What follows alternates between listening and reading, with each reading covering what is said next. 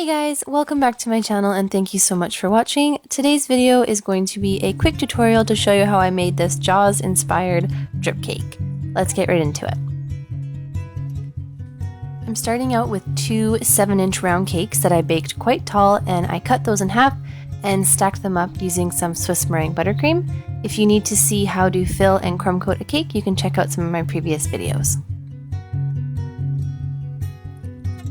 I let my crumb-coated cake sit in the fridge for about 20 minutes, and then for my final ice, I wanted it to have a kind of watered effect, so I dyed my buttercream a lighter blue, a darker blue, and then I kept some white buttercream. Using my offset spatula, I'm alternating all three of those colors kind of in patches. I'm covering the entirety of my cake, including the top, just breaking up the colors and trying to get them muddled up a bit. So when I use my bench scraper and scrape my icing back, it creates a kind of watercolored effect. If you're not happy with the way it looks the first go around, you can always just add more patches of color and then scrape it back again. Once you're happy with the way that looks, just make sure the sides are nice and smooth, and then using your spatula, just bring all of that icing that built up on the top into the center of the cake to smooth that down as well. I'm going to put that in the fridge for about 20 minutes to firm up, and in the meantime, I'm going to start on my ganache. To make your ganache the right consistency, you want to measure out equal parts of your white chocolate melting wafers and your cream.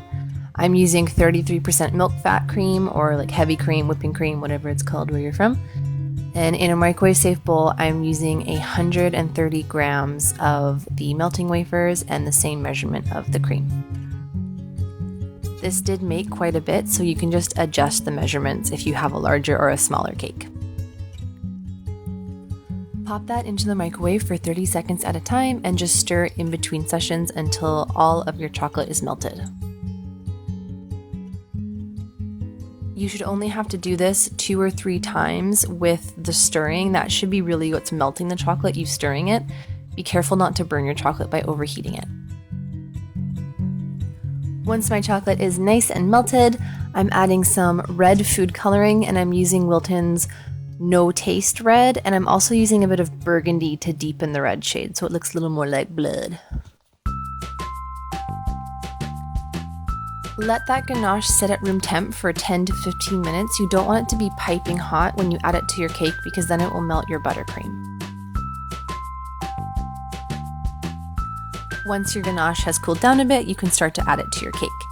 I am using a small spoon and just kind of spooning that on the very edges of my cake, and then kind of guiding the drips over where I want them to fall.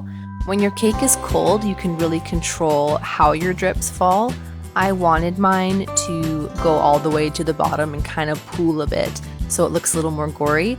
But you could also just kind of gently, very gently push the ganache over, and when your cake is cold, it'll stop that drop about like halfway down so it doesn't reach the bottom. So you can really do this however you want, however you think looks best.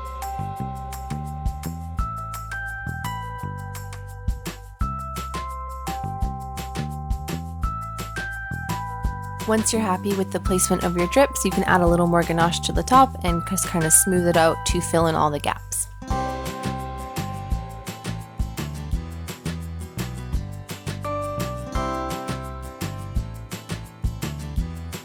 For my shark centerpiece, I'm going to be using this stencil, and I will link the picture that I used below. I literally just traced out the shark and the mouth and the eyes and the nose. I'm going to cut that stencil out and then roll out some gray fondant. Using a sharp knife or an X-Acto knife, just trace out the shape of the shark. I'm going to deconstruct my template a bit and cut out the belly portion.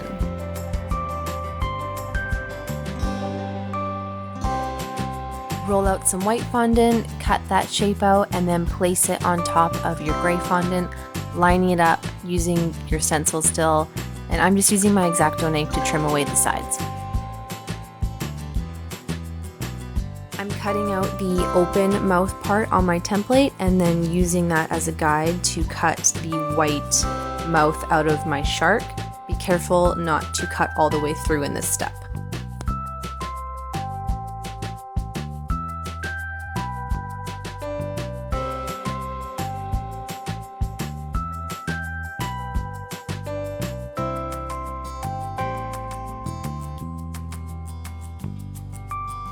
Roll out some black fondant and trace out the mouth, and then line that up on your shark.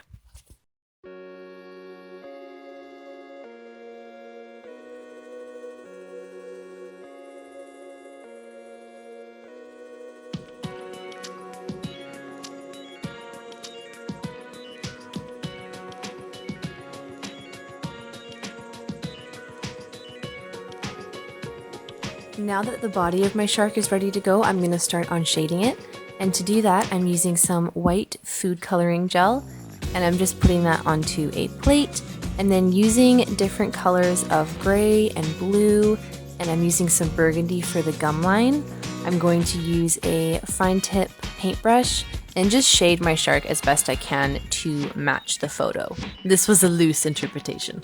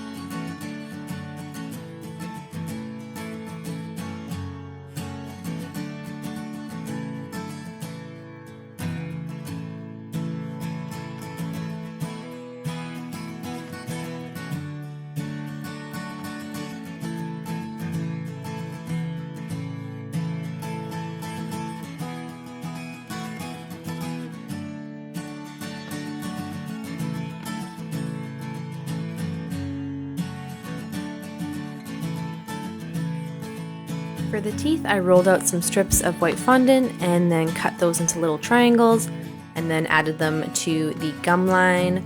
Sharks have rows of teeth, so in a couple spots you can kind of add some overlapping ones.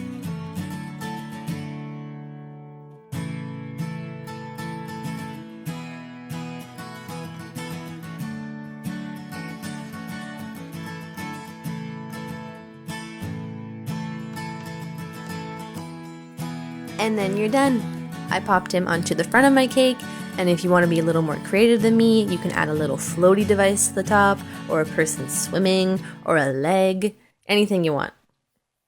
Thank you guys so much for watching, and happy October.